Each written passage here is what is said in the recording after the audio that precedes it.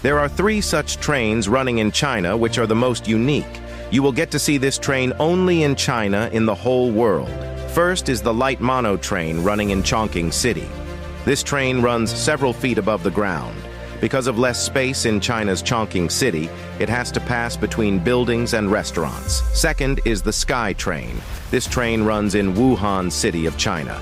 It does not run straight, but hangs upside down. But the special thing about this train is that glass has been installed below it, which makes the journey very fun and scary for the people sitting inside it. Third is the autonomous metro train. We can also consider it the world's top train because this train has only 2 small coaches.